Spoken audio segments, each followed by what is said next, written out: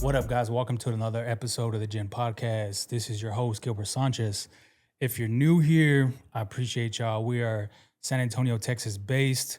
We'll go around San Antonio interviewing business owners, entrepreneurs, fitness influencers, influencers in general, other podcasters, content creators. So if you're here, I lost my train of thought, but if you're here, I appreciate you one more time. If you're listening on Spotify, Apple Music, Apple Podcasts, do me a huge favor real quick.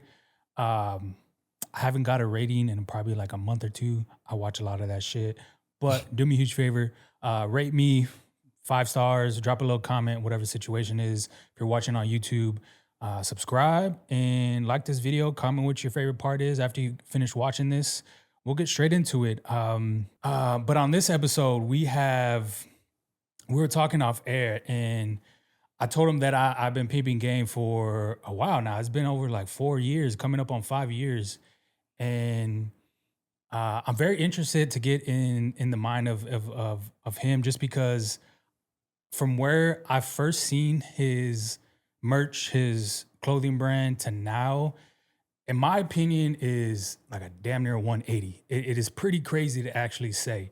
But Takeover Studios, man, what's going on? How you doing, man? I'm glad to be here, man. Like I told you, I seen you do. You did the podcast with my boy Ape, and I was like, hey, I like this guy. Yeah. Let me see what's going on. And so I started watching your content a little bit Yeah. more, and I was like, all right, I like this guy. Let me reach out to him and let's see if we can do something. So yeah, I'm glad to be here, man. Yeah, of course. Nah, I appreciate you coming down. I mean, I know sometimes it's a little hard. It's inflation, gas prices, groceries, everything expensive. Nah, I'm just messing with you. So coming down here, it takes a lot, man, and it means a lot to me. Man, I haven't had Ape on here. Shit, dude, it's been a while. Yeah, this was a while ago. This was about like, I want to say almost 2 years ago. Yeah, this was end of 23, because I think I had him when I had some well, not me, but the studio had some Christmas stuff up. So you saw some Christmas lights in the tree, I think, in the background. Yeah, it was a big ass tree. Yeah. So man, and I think, man, that was a good conversation now that you bring it up. But you said something off air, and I just, it's so funny because you just said it. If you're familiar with, I don't know if you know Mozzie's World. I know Mozzie. Mozzie said it off air. A lot of people look at this. It's cool. I get it. A lot of people look at this podcast and think it's like seriousness and like, man, I had a ton of people cry in here. People talk about their feelings, depression, anxiety. I'm like, man, I don't know if I give off that vibe, but fuck, man, it's kind of crazy to think about people want to come on here just to let something off or to talk about a particular subject or vent. I mean, whatever. I just appreciate you just pointing that out, because now that I think about it, it's one of the main reasons why I started podcasting. So That's how you carry your brand. 100%, yeah. I think about the other person sitting, like, just for you. You're a regular human being. You go through. You have. I'm not saying you have right now, but you're gonna have family issues. You're gonna have anxiety. You're gonna have depression. If you are, if you haven't, there's gonna be real life situations that you go through that I talk about that you can connect with, right? So it's like one of those things where I talk about just real life situations and I bring light to them in a way that, in my opinion, I say this a lot. I've been a shitty person. I was a shitty person for a long time, and I learned from my mistakes. And people do change, but I think me saying that is just bringing a light to other people that are a shitty person, that say, "Hey, if this guy can do it, if he's putting himself out there making content, then why can't I?" You know what I'm saying? But decked out full in merch right now, man, or full in the brand. I fucking love it. The hat is going hard right now. I appreciate it, man. Yeah. I want to talk about, just like I said off air, Natalie Nicole. Shout out Natalie. Shout out, sis. Yeah, I follow you still. Shout out to you, sis. This was 2021, like we were saying off air, and you had provided her some merch, and yeah, man, the growth is crazy. I mean, going from the beginning, man, what even wanted you to start providing clothing, merch, going that route? It started, honestly, back then. Takeover is actually called Clutch Takeover. It was an idea between me, my homeboy Deani, and my homeboy Jeremiah. Shout out to y'all from East St. Louis. Shout out to y'all. we started it as an app. And at the time, we had low key in a way kind of came up with the same things you see on TikTok. We literally came up with those ideas as an app at the time back then. And I still have like everything we ever had wrote down in the journal and everything. This was back in 2016. And Okay, so when you say like everything that's on TikTok, what exactly do you mean? so like shorts. Like we came up with the idea. Okay. We had wrote it down and came up with the idea to do shorts. like we had came short form content. Yeah. Got you. We had came okay. up with that. We had came up with the whole, I won't say the verification check because that was a thing that Instagram already had, but we was like saying we wanted to start pushing that further. And we talked about all that stuff. And I got it wrote down and I have proof of it, everything like that. Because I know some people go say you're lying, but we had came up with a lot of that stuff. And we was like, man, you know, we could turn this into an app and make it dope. And what ended up happening was, honestly, bro, like we found out how much it cost to run an app, and we was just like, yeah, nah, this ain't gonna work. So I cut the Clutch part off because Clutch was something that they had came up with. Like that was like a group thing for them back home. And I'm not a part of that. So I didn't want to carry that name. But I came up with the Takeover part. So then Takeover, I turned it into a clothing brand. And the thing of Takeover was always about fighting against artist oppression, fighting against depression in itself, because I dealt with depression at the time. And I wanted to make something that people who are the outcasts, people who are different, people who choose to go outside the box for things that they want to do, I wanted to be a clothing brand and a voice to carry the message for those who feel like that. Makes sense. Makes a lot of sense. I think this is going to be a tangent, but it has a lot to do with what you said, making an app.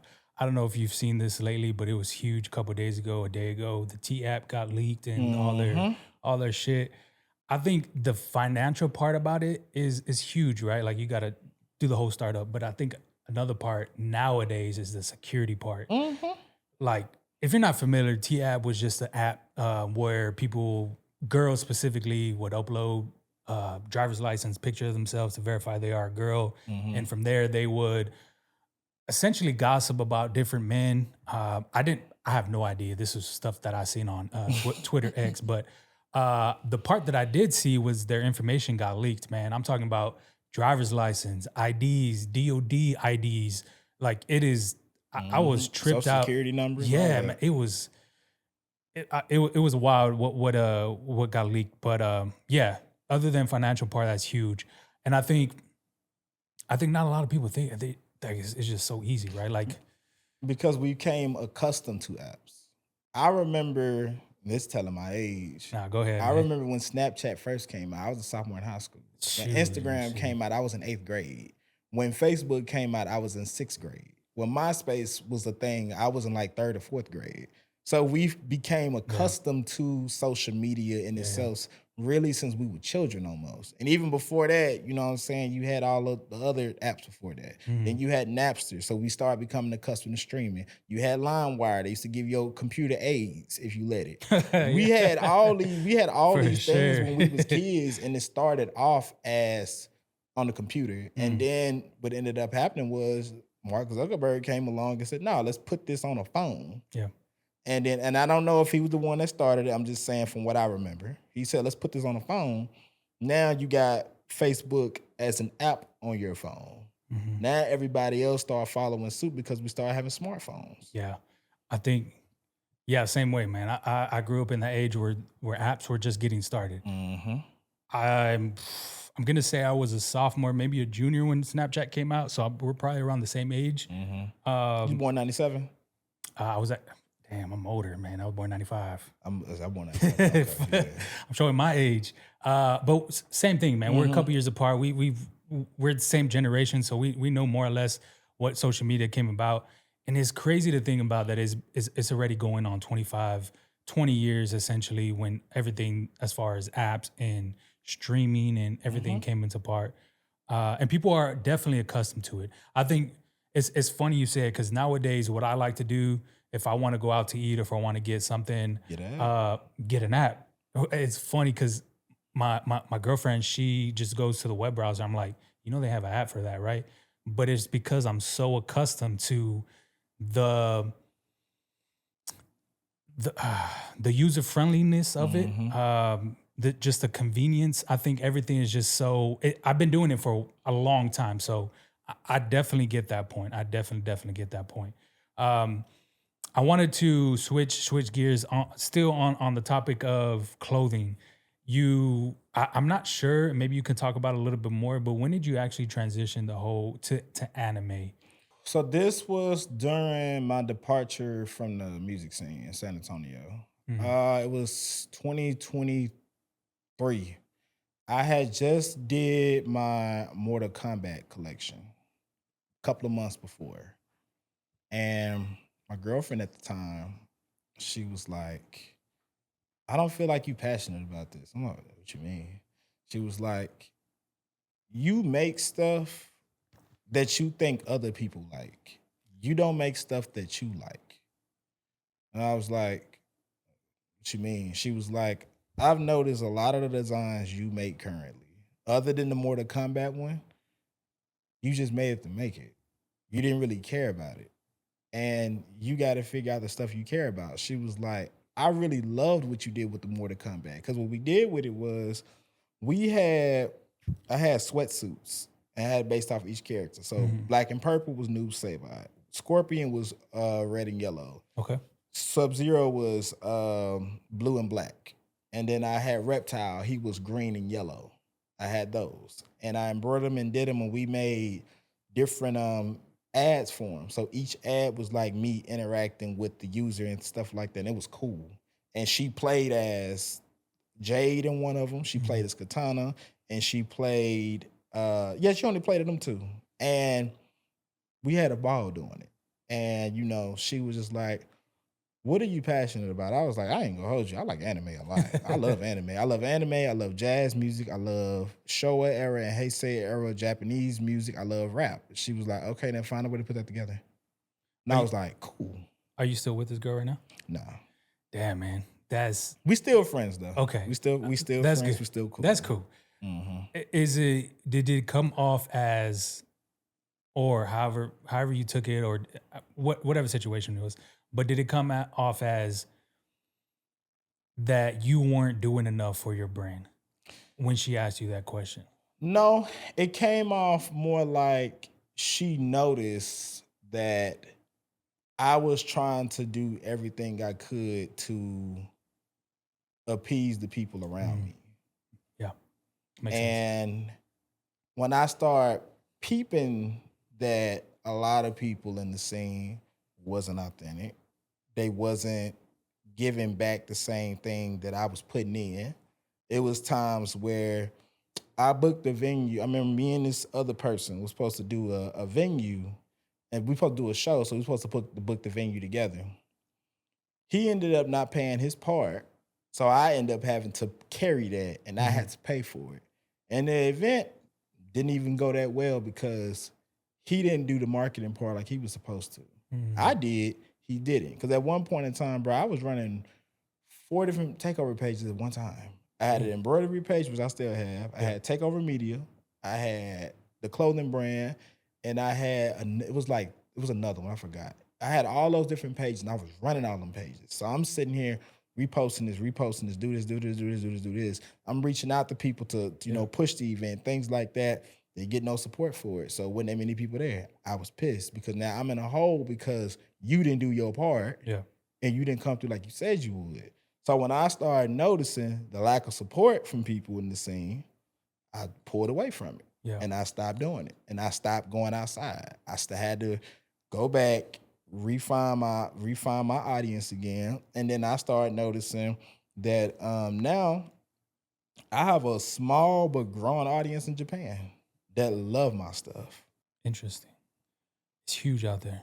I'm not an anime fan, but a couple of my boys like anime. I'm not a huge anime fan. A lot of But them I was know not about huge it. anime fans like that either. That's the crazy part. Say it again, I'm sorry. A lot of people, a lot of people I know there. I said a lot of people I know there. They're not really big anime fans like that either. They watch it from time to time, but they don't see it the same way. And I'm speaking specifically from their perspective. I can't speak for everybody else over there. They don't see it the same way we see it because it's very common there. You see it all the time in Japan. Versus here, anime is like a delicacy to people here. Yeah. So it was a thing that people grew up watching and wouldn't tell nobody because of the connotations behind it. But now, because it hit to this mainstream level, you know what I mean? Now it's this thing that everybody prop up. And then a lot of my other inspirations was like Godzilla too. I've been watching Godzilla since I was like 6. Well, I'm glad you found I'm glad you found what you're passionate about to put it on some clothing. Just because I know, like, you're repping the hat, the sweater, the shorts, and I know how it feels, or I know what it must. I shouldn't say how it feels, but I know what it must feel like to be. I'm assuming you're proud of it because I know I sure would be to wear something like that to showcase it. Because I feel like, man, I remember. This was when I first started 2020. I made like 25 shirts. Shout out to my boy C and his girl because they made some shirts with just like a cricket, and it was like, it was dope, man. I'm sometimes I want to recreate the design just for the fuck of it. But man, I had people I had maybe like 300 followers at the time, but I had people seeing other people message me like, "Hey, I saw so and so without your shirt. I followed you, love the content." Like, I'm like, okay, that's pretty dope.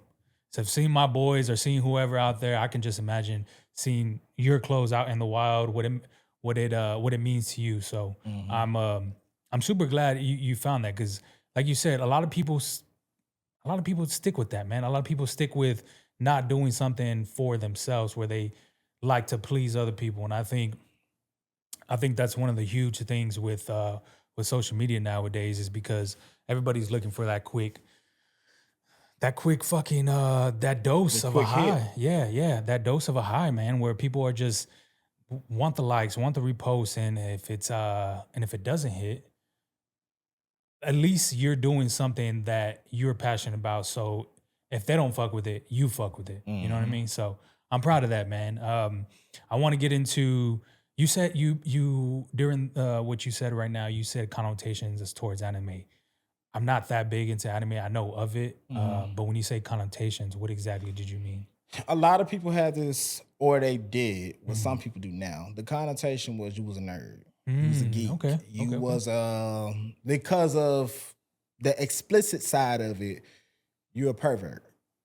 Anime has always had these connotations that people have always associated with it. But because now it's gotten to a big thing where because of animes like Dragon Ball Z, Cowboy Bebop, Detective Conan, Outlaw Star, Naruto, like all those animes kind of pushed it to a point to where, and I can't forget Sailor Moon.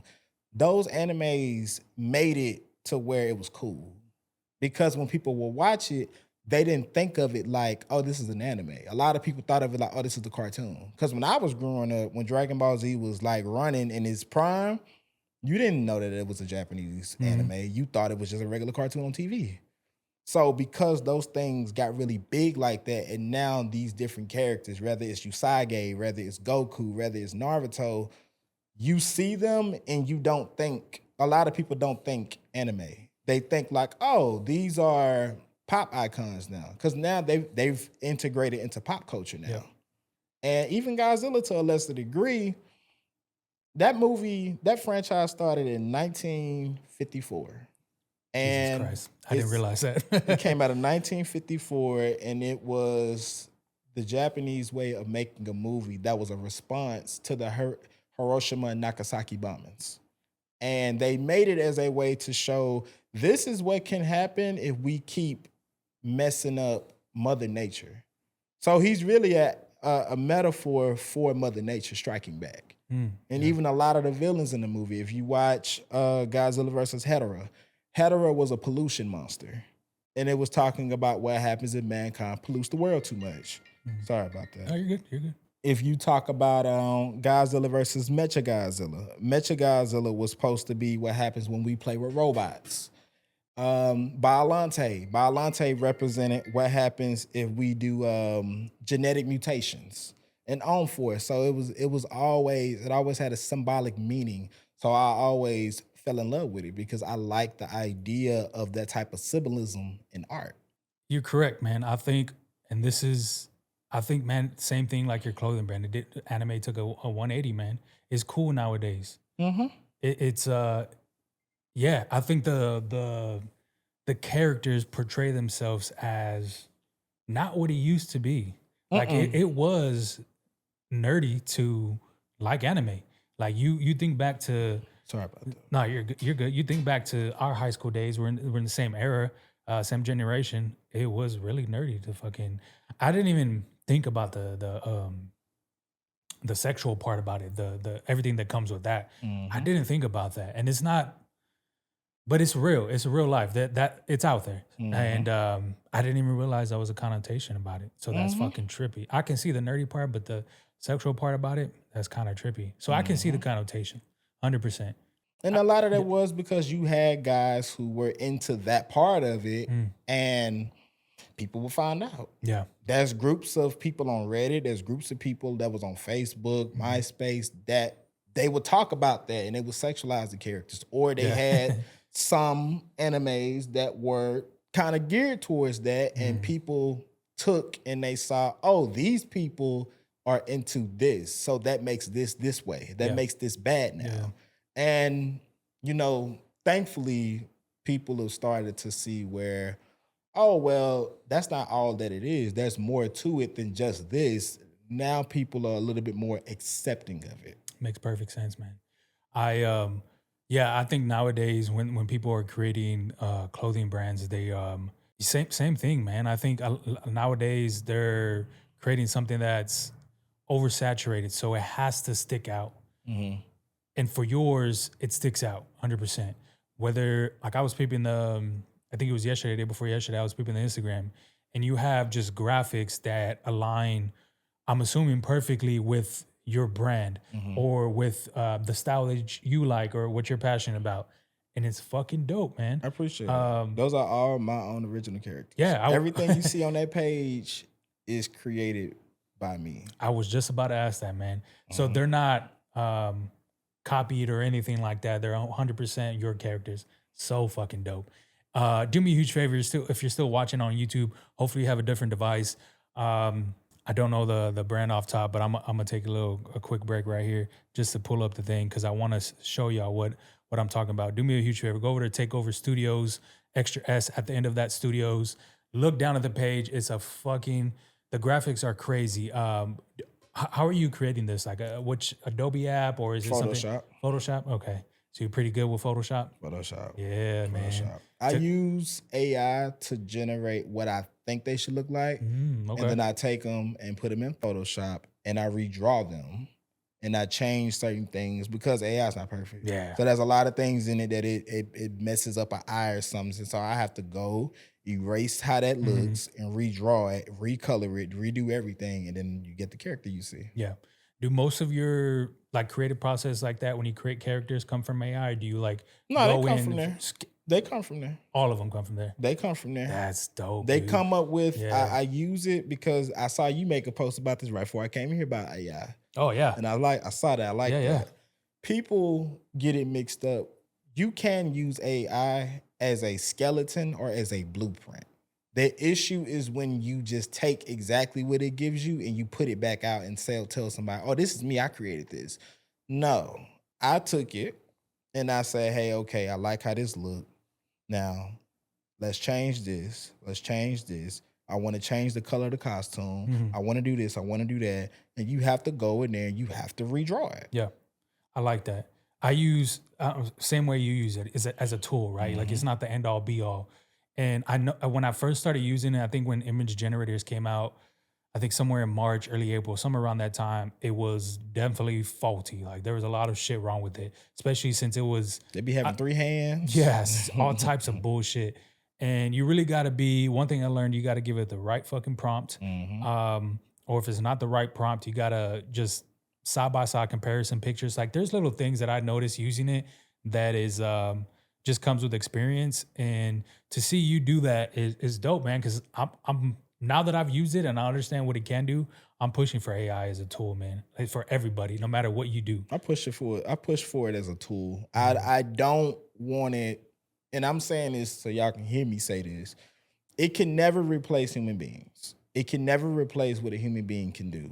And me personally, the reason why I even started using it was because I didn't have the money to pay somebody to draw different forms and different shapes and different styles. I didn't have the money to do that. So I had to do what I had to do for me. And I've had people, And the same here. Criticize me for doing it, not even knowing the whole process of how I do it.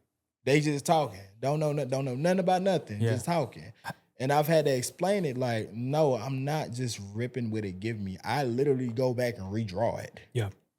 How have you like publicized it as far as like I create using AI like on your forms? Yeah. Yeah, it makes sense. I I tell think. people that. Yeah. No, I'm just asking. It's just when I put it on Instagram because I redrew it Mm. and recolored it and redid it, it's not AI. It's not considered AI anymore. Yeah.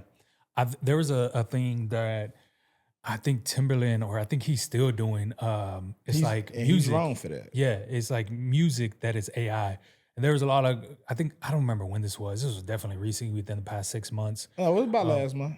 Okay. Just the criticism he was getting that, yeah, but it's just not being authentic, right? When it comes to music, like I think producers, all the way, all parts of it. When you make music, the engineers, the artists, whatever have you, there's an art form that comes to it, right? So you're missing out on all those 5, 10 people that are making the music, and it was trippy when I saw Timberland use it because Timberland He's a GOAT. yeah, he's a GOAT, dude. Like he's been around for years. Like I want to take 30 years, maybe even 40 years. He's been in the game.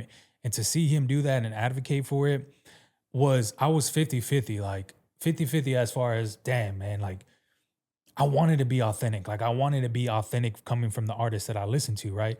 But on the other hand, I'm like, what if this computer can make music or can make something that the human either can't or that just can't think of making? This is my thing with it. When I hear people criticize AI, so is Dr. Dre a real artist? Because 100%. Dr. Dre samples songs. Dr. Dre was famous for taking songs, Yeah, of course. sampling them. If you listen to 100 Miles and Running by NWA, that whole song has like 13 to 15 samples in it. So does that make him not an artist?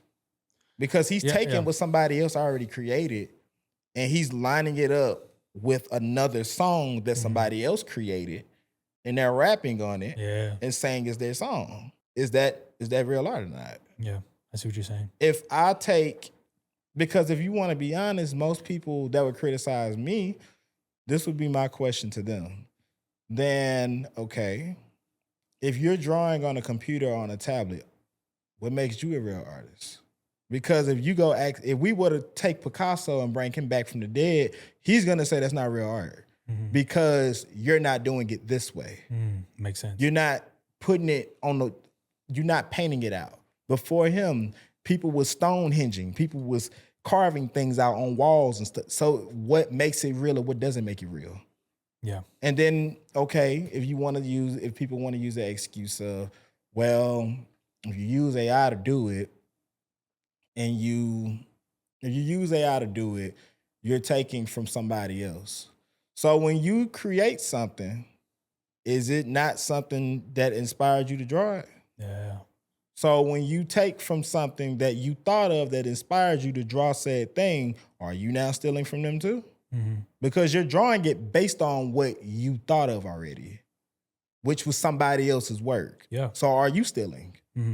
So the question is, it's like, don't get me wrong. I'm definitely somebody who is for artists. And I've always said once my brand get to where I want it to get to, I'm definitely going to hire people to come in, draw it out. Because I want to turn it into a manga and I want to turn it into an anime. I want to turn all my characters into that. So I definitely want to get people on board who specialize in that and have them do that for me. That is my goal because I want to always preserve the creativity of human beings. I think that is important, and I think the human touch is always going to be something that no matter what nobody do, no matter how many robots we get, it doesn't matter. That's always going to be something that people crave and people love to do. But at the same time, don't criticize me when the things that I'm able to do with this tool and I'm still redrawing all this stuff myself, you're not able to do that. Yeah. But you're criticizing me for not picking you to do it. Yeah. I think I'm right there with you, man. I think going back to Picasso and all those artists, man, art is just, it's evolved. Subjective. Yeah, that too is subjected to Man, a lot of things. We can go down a rabbit hole as far as what's going on in that space. But I'm advocating for it just because it's convenient. It's a lot cheaper, especially when you're coming from a certain point in your life when the funds are not there, or just if you want it just quicker. I think it is taking it away, but to an extent, I think once the brand pops off or once this podcast goes off, you're gonna have the designers. I'm gonna have the producers, like stuff like that. You know what I'm saying? Like I think having that collaboration with other people that have that skill set is huge. And I think yeah, that end goal is probably what matters the most, right? For sure. Yeah. I don't know if I asked you. I don't think I asked you. Are you from San Antonio? From Converse. Oh, okay, so you from San Antonio. Converse. Judson High School, class 2015, go Rockies. Oh, I don't know if you know who Ja is, Jabari. Yeah. Okay. I just had her on. She went to Judson with me. Yeah. I was just about to say that. I had no idea she went to Judson. I thought she was in theater. Dude, so we Converse babies. Yeah. The pod we did last week or some time ago, she talked about how she got a full ride scholarship to a debate team or theater. And I'm like, nah, you a full blown actor. Like this TikTok thing you got going on right now is natural. She's to you. good. Yeah, man. Shout out to Ja. I fuck with Ja. Yeah, man. I remember the first time I interviewed her, and I said on the podcast, I interviewed her and then went smooth. And man, she was here in the studio the next month just because it was like just conversation was free flowing. Man, we went from music, relationships. It was, man, that was a wild time. Shout out to Josh. She's very authentic. She's very intelligent, dope. Very smart, very intelligent, and very gifted at what she do. Yeah, I didn't know she was a fucking full blown actor. She's an actor. I don't care what she says. Switching gears, man, to I know I said it off air, and I want to definitely ask because you got the whole anime thing going on in your clothing brand, but I feel like nowadays it's pretty hard to start a clothing brand. Streetwear has become very, very popular over the last 5 years, right? What do you say kind of makes yours different when coming to that scene? All my designs are original. Everything that I do is me. You feel like that's me. It's all original. I don't take Pokemon characters and then stitch them or print them on a t-shirt and then just tag my brand name on it and say, this is my brand, buy it. My stuff is original. These are things that came out of my mind and I put it on paper and I figure out how to make it come true. Now, granted, we take inspiration always, but everything I do is original. I don't do what everybody else do. Even when it comes to the music side of it, my DJ Phantom, like, we sit there and we dead ass like creating our own genre. Yeah. And we call it Hey Say Bounce. We call it that because we wanted to pay homage to both sides. We want to pay homage to all of the art and all of the music that inspires us, from Showa era Japan pop and Heisei era Japan pop to the early 2000s of it, as well as paying homage to American hip hop and American R&B. We want to be able to combine those two things together and turn it into something that's different. Is Phantom on same team? He like creates with you and like brainstorms. He just does the music. That's it. Oh, okay. Yeah, all he do is music. I told him, hey, bro, just do music. I got everything else. You just do music. Yeah. Nah, that's dope, man. You mentioned earlier like you were at one point in time handling different accounts. Do you feel that comes with a lot of pressure, having to keep up with social media in general? Yes, it is, because the way the algorithm works, you either got to make a lot of degenerate content, you either got to make content that somewhat it wavers over there, or you got to make something that's so dope that is undeniable to people. It's one of the three.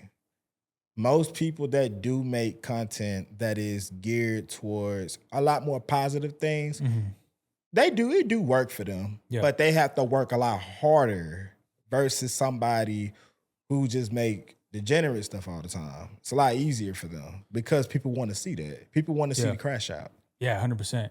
people want to see arguments. People want to see stupid shit. People want to see That's why negative.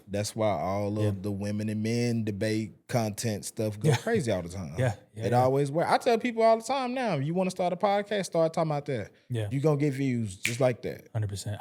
Man, I'm drawing a blank on this guy, man. I kind of don't want to say his name. I would have to look him up, but he has a podcast and he's just, sometimes he says outlandish shit, but it gets views. It gets a ton of views. I would have to Google It's fresh it. and fit. Yeah. Hey, There we go. hey, man, look. Myra's something else, man. Yeah. That boy's something. Myra's something else. Yeah. He's something else. Yeah. I mean, views are there for sure.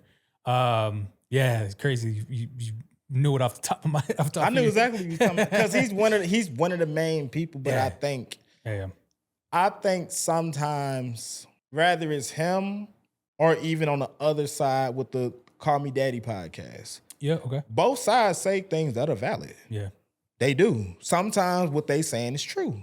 Now, you might not agree with everything that they say, but taken out of the realm of the men versus women, there's going to be a lot of things that people go hear me say right now they don't agree with. Yeah. You go say things that some people agree with, some people don't. That's just a part of the human experience. There's always going to be things you agree with and don't like. Yeah. It's just you can't be so hard on one side that you can't see the other side. Yeah, I think that's one of the things when I seen his content, it's like, okay, he's getting views. Okay, yeah, he might have outlandish shit. But then again, there's other people that there's views from that think he's correct or maybe he is correct. You know what I'm saying? I never really got too deep into his content, only maybe like 1 or 2 videos. But yeah, it makes perfect fucking sense. Even with, I'm drawing a blank, Alex Cooper. I think that's who Call Her Daddy's host is. Yeah, females are in love with that shit. You know what I mean? I get it. It's some things on there that I might not agree with, but 1, you're still watching. 2, there has to be a side where you can you have to understand it at some point, whether if you like it or not, if it's right. I'll put it to you like this. They're able to thrive, and the other people that's in those fears like that, they're able to thrive because there's somebody that relates to what they're saying. Yeah. There's something about, they wouldn't be here if what they saying was a complete lie. They wouldn't be here. They're here for a reason. There's something, because I don't want to get too much into that because I know how people that there's something within the dating sphere and in society that people feel like these two or the other ones are saying things that are true. There's a reason for that. Now, what that reason is, that's what people do their own research and figure it out. But there's a reason why. Makes sense. No, it makes perfect sense. I want to end on probably one of the dopest things I've seen in a while, man. You have a pop-up shop coming up. Shit, we're probably maybe a month away from it. Actually, we changed the date. The pop-up shop is going to be October 25th. We had to change the date. All good, pushed man. it back due to scheduling. We had to push it back. All good, man. Man, still get into it, man. I still want to release this episode because I think that's going to be huge. And I pray for nothing but success for that. But the pop-up shop, let's talk about it. What inspired you to even do one? I know you mentioned that kind of booked out some venues a couple years ago. This might be something similar, you feel? Or is it something completely different? The other venue, the first event I ever did in San Antonio was at Desire. Okay. Well, it was Lush at the time. I don't remember. They didn't change that club so many times. But I did that as an artist showcase. A lot of my events in the past were more or less like artist showcase. They wasn't really like a pop-up shop or something for the brand. It was more like Takeover is doing a artist pop-up shop. I mean, an artist showcase. This is different because it's interactive. So we're going to have 3 teams, people that come in. You're going to have the red team, blue team, white team. My DJ, Phantom, who you seen with the mask, that's him. He's going to be DJing. Throughout the whole night, y'all are having to go solve these clues because in the universe, the character that's based on me, his name is Take, but he's the Black Phantom. He and the other character in the story, Ariel, were lovers. They was like Bunny and Clyde. And they went to go commit a robbery at a bank one day. And she shot him and she left him for dead. And so now throughout the years. Like you look on the timeline on my page, it shows you all the events. Like she left him for dead, and then recently now he's popping back up, and he's just signing everything. It's just Black Phantom and leaving notes and everything. So now at the pop-up shop, everybody's job is to try to find Tate. Where is he? You got to find him. Where is he at? Yeah. Like, what's going on? And so we're going to have 3 of the characters from there. We have Zelen. She was inspired by the color green. I came up with her because I kind of took the inspiration from like the Green Lanterns. Okay. How they have, the green ring, the red ring, blue, and all that. And they have their own symbolic meanings to them because each ring is supposed to represent the spectrum of a human. So with this, I kind of wanted to give all my characters something that was relatable to something I've been through or to people in my life. And Zelen would just happen to be she was just the color green in a different language. Then we're gonna have Yami Tamashi, who is my favorite character. That's the most favorite character I've ever created. She's based on Sadako from The Ring, the original Ring, not Samara, not the remake. She's based from the original Japanese Ring. And I wanted her to be the personification of what we look like when we don't forgive ourselves. Because if you think about in the story of The Ring or any horror movie, they can only attack you in one spot. If you go to the Crystal Lake, you find Jason. If you go to the girl in the Grudge, you go to her house, she now attaches to you. Freddy, if you believe in him, he attaches to you. So all of these villains are really just people who never was able to forgive when they was alive. So in the afterlife, they have to suffer. And that they're stuck in one dimension. They can't go nowhere else. They're stuck here. So I looked at it like when I was creating her, I was like, it's crazy how even as humans, we don't forgive people.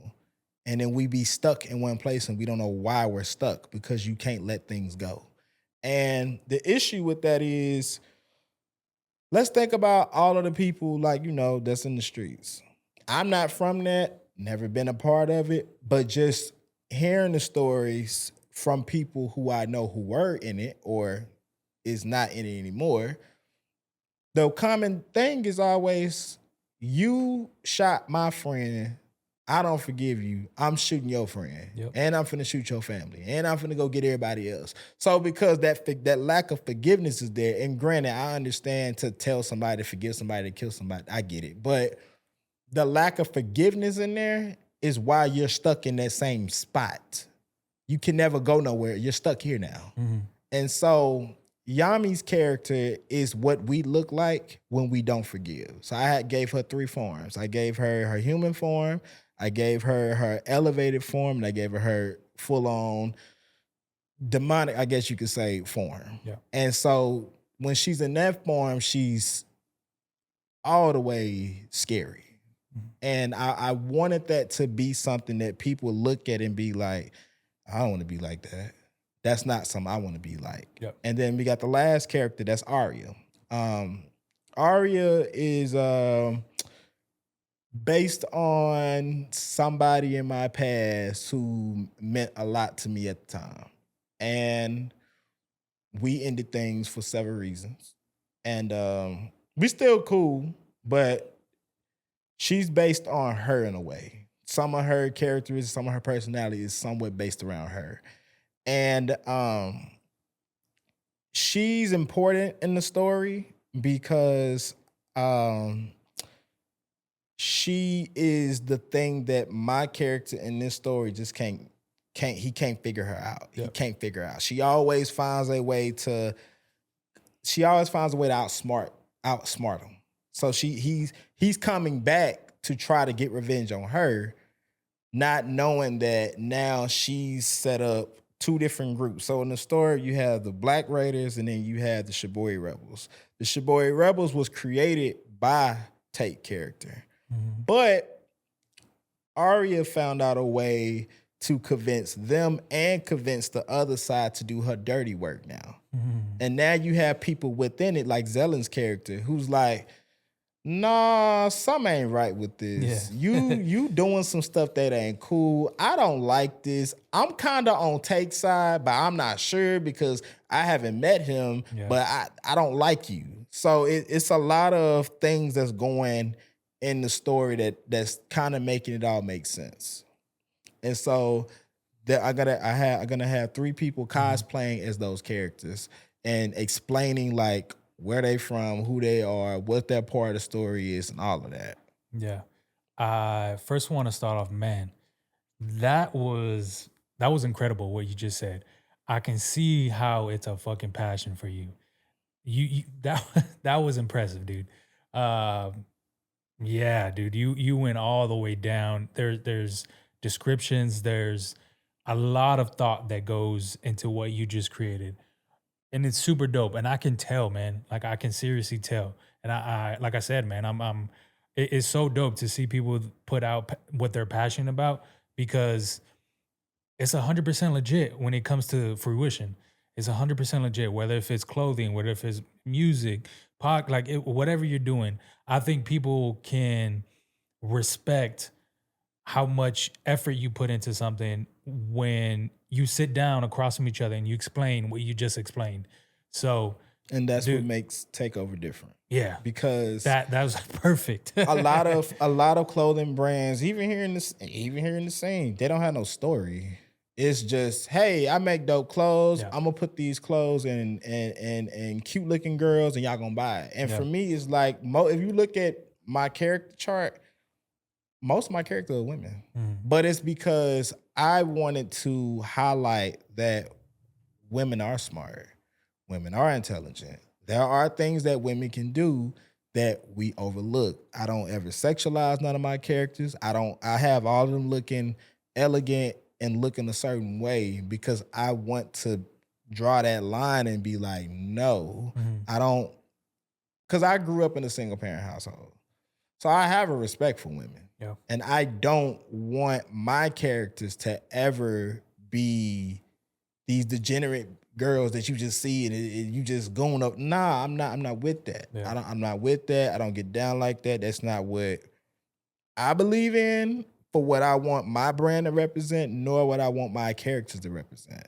I don't want that. That's the whole reason why for a while, like I kind of went silent, didn't say much, kind of just stayed off the radar because I want people to fall in love with Takeover Studios, not me, because I'm not perfect. I've done things that ain't right. I've done things and said things that's not cool. I haven't always been the greatest person with a lot of decisions I made in my life, and that's fine. That's a part of me growing. That's why a lot of when I'm making these characters, a lot of it is just me really venting away, like venting certain things out. Yeah. And I just go from there and I just create what I create. And a lot of like 3 of my characters are actually based on my friends in Japan. So shout out to y'all. One of them is named Natsume. She's based on my friend Natsume from Osaka. She's like the goofy character that's just there and she just run around, do random stuff because that's how she is as a person. Tenji is based off my friend Sora, who's a rapper in Nagoya, Japan. And he told me that his grandfather or one of his relatives was like a samurai back in the day in Japan. And I was like, oh, that's cool. So I gave his character a sword to tie in his heritage with his family. And then Kagura is another character. She's a vampire character. And she's based on my friend Obi from Tokyo. And me and her actually sat down and I asked her, I said, hey, I want to base this character around you. What are some things that you would want for your character? And what are some things about you that you feel like would be intriguing for this character? And one of the things she told me is that her family was a part of one of the clans in Japan back in the day. And that if she would have been alive and have been around back then, she would have been like a princess or something. And I was like, we're putting that in the story. Hell yeah. And so I went with the vampire thing for her character though, because initially she was supposed to symbolize because she's a vampire, I wanted to put a flip on it and say that some she's supposed to be what happens when people fall for their certain desires. So if you're a person who's a lustful person, Yeah. that lust starts becoming like a vampire to you. It drains everything out of you. If you're a person of greed or whatever, those things latch on to you, and now it sucks the life out of you. That's how I came up with their characters. And Blue Mirage is also based on a person that's special to me still to this day. And her character, she's very serious in a lot of ways, but she's also very intuitive to people's emotions and feelings. Okay. So, yeah. Yeah. Dude, I'm gonna say it again. It's so dope how you give these like so much thought. It's truly amazing, to be honest with you. The new date for the pop-up, what October, what date? 25th. October 25th. Yeah, if that whole conversation is not making you go to this pop-up event in general, not even towards anime, what the fuck are you doing? I want to end with where can people find the merch, the brand, wherever they can find you. Where can they find you? Right now, y'all can go on Takeover Studios. That's TakeoverStudios on Instagram. I'm TKVR brand on TikTok. Right now, I don't really have any new merch for sale right now because we're gearing up and getting ready for this pop-up show. Then also, I just found out because of my friends over there in Japan, we are going to have a event there in December on the 12th. Jeez. So we're gonna do that too. That's not gonna be a pop-up shop. Yeah. That's more gonna be just an event for Phantom to really showcase his mashups and things like that. And we're also gonna have local Japanese artists from the area that's gonna be performing, as well as Define the Rise is gonna be performing there too. So that's cool. Like I said, man, it's a lot of people in the scene who I just feel like are very gifted and talented. And the people who've always, I will say this, the people who've always had my back and has always supported me, has always been there for me, has been Jabba Hari, Cheney Chino, Define the Rise, Ape Sterling, and a few others. But those have been the main people that some go wrong, I can call them. If I'm missing something, if something don't go right, I can call them. That's why the three of them are gonna be performing at the pop-up shop. Cheney Chino, he's in Austin, so he's doing he's coaching a girls basketball team that are doing really good. They're undefeated, actually. They've been undefeated for like the last 2 years. Nice. They're doing really, really well. So shout out to the Aces and shout out to Chino. So they're doing a thing. And outside of that, bro, like I told you, man, like I just don't be outside a lot. I can't do it no more. I felt like when I was here, when I was trying to be around, when I was trying to help, I didn't feel appreciated. I didn't feel like people wanted to give me my credit. I didn't feel like a lot of things that was there should have been what it was. I felt like people, for example, right? Like you've had artists who I've tried to contact to do, because at the time, what I used to do before we started doing the mashup stuff, I would do mixtapes where I would take San Antonio artists and I would put them on there and we'll put it out. Yeah. And what ended up happening was, bro, it was just like people wanted to, charge me for it. And I'd be like, okay, well, what's your price? And they'd give me some crazy price. And I'm like, bro, I'm sorry. And I'm going to say this to y'all. If you are going triple plastic platinum when you drop your song and you drop your album, you don't need to be out here charging folks arm and a leg for things that you yourself is not even getting up there doing.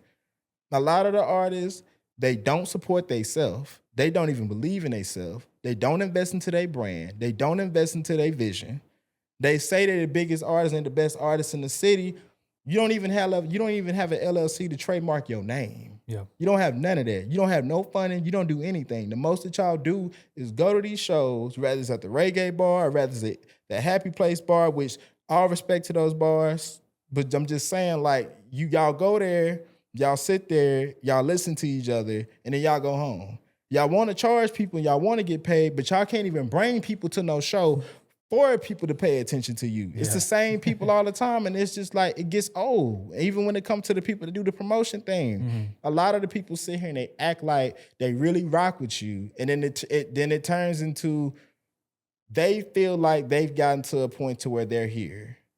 And then they stop rocking with you because you're not a part of their team. Then you get people who don't want to pay. Like, I've had people come to me and ask me, hey, bro, I need to get some stuff embroidered. I need to get some stuff printed. I'm like, all right, cool. This is the ticket. This is how much it costs. Man, you know, I ain't gonna lie, bro. That's a little expensive. And it's just like, the difference between me and what a lot of these artists do, what I do is a service and it's a skill set. What you do, if I really want to, I can have AI to be a rapper. For some of the producers out here, I can go use Sono and make me a beat and then put the AI rapper on it. You can't AI what I do. You can't tell AI, hey, make me an embroidered t-shirt. You can't do that. So it's like that disrespect, it just made me be like, no, I'm good. And then once I started seeing how people who don't even know me, these folks have never met me, ain't never did nothing. All they've ever done is had a conversation with me and they've asked me how I feel about this, how I feel about this. They love this, they love what I do with this. They bought stuff like now, like our biggest buyers have literally came from Osaka, Nagoya, Tokyo, Okinawa. It's been over there. They've been buying all of our stuff. Cause I make Define the Rise merch for him. And one of his biggest orders was literally from over there. It's crazy to think about, and this has always happened to me, like people that you think will support you don't support you, but people that you have no idea exist see you doing good, they will support you. It's trippy, it's crazy how that happens, but it's 100% true. And it's a real conversation that need to be talked about. And I think, you know, in the San Antonio scene, the biggest issue I see that I felt and experienced was I want to be the big dog in San Antonio. And my thing is, and there's no disrespect to our city, but it's like, you want to be the biggest rapper in San Antonio. When historically, San Antonio, we've never had an artist that was that big, that made it out, that actually went mainstream, that we can all look to and point and say, they did, we don't. Earth Gang was the closest we had. That was the closest we had. And even before that, I think you had the guys who did the San Antonio Spurs rap song or something like that way back in the day. I forgot who they were, but I remember hearing that song. I don't want to say the wrong name because I don't want nobody to get mad at me. But I don't remember. I gotta figure out. You know, we have so many people out here like you, me, and other talented people out here. And the issue is because we ain't kissing enough ass, we ain't getting no highlight. And my thing is, like I told everybody from day one, I remember when I first got into the scene, I set everybody down. I remember because we was at the well when the well was open. It was just me by myself at this time. I sat down with all the big music teams that was around. And I set them down. I said, hey, y'all, look, I think we should all work together and do something. They was like, making an excuse. Well, you know, it's kind of hard to. And I'm like, no, it's not. If we all got the same goal, we all want to make it out. I don't see why we can't. And one of them asked me, she was like, so we don't work with you. Let's say we don't work with you. We want to go do our own thing. Then what? I was like, then I just pass y'all. Because my thing is like, I didn't come into this to be friends with people. I came in this to help elevate other people. I came into this to show people that you can be different and go outside the box and do what you want to do originally on your own, and you can still do something. You got too many people out here copying and catting each other. But then they want to say they better than somebody else. How you better than somebody else with the person you claiming you better than? You can't even go up against them because they're original and you're not. Mostly a lot of the people have the same sound, they're the same cadence, same flow, the same topics. And it's like, you can't compete like that. I try to make a lot of my content, like we were talking off air at the beginning of the pod, a lot of it relatable just because people people relate to it, right? They've been through situations, they've been through the experiences, and I think I'm gonna stand on it, man. I'm not gonna do anything crazy, outlandish to get views. I feel like whether if I don't make it or if I do, I'm gonna fucking keep trying because I think my message is very clear. I want to help people, and since you said that, I definitely want to end on that. Helping people was my main goal, to become a better person. And you shining light on that definitely means a lot to me, and it's very important in today's world because people are struggling. People are struggling heavy. They're struggling heavy with comparison. They're struggling heavy with anxiety, depression, and there's a lot of things that social media brings in general. So I'm really appreciated that you brought that we end on that because that's been my whole message these past few years. If I have to end it, man, I have to cut you off. Oh But no, you good. I was gonna say the last Yeah. thing. And anybody that's hearing this, I'm not mad at y'all. And don't take this like I'm pissed. I'm not. I'm disappointed because I know that we have all the talent in the world to be better than a Houston, to be better than a Dallas, to be better than a New Orleans. Like we have the talent. It's just got to get it together. Yeah. That's all. 100%, man. I enjoyed this conversation. This was a dope one. If you're still tuning in right now, I had to cut it short just because our camera's about to fucking turn off. Oh, no, you good. But if you're still watching right now, do me a huge favor. If you haven't already liked this video, if you haven't already subscribed, do me a huge favor. Follow the brand. Dope ass fucking content. Dope ass fucking clothing he has on right now. Literally, you can see it. But yeah, we'll see you on the next one. I appreciate y'all. Peace.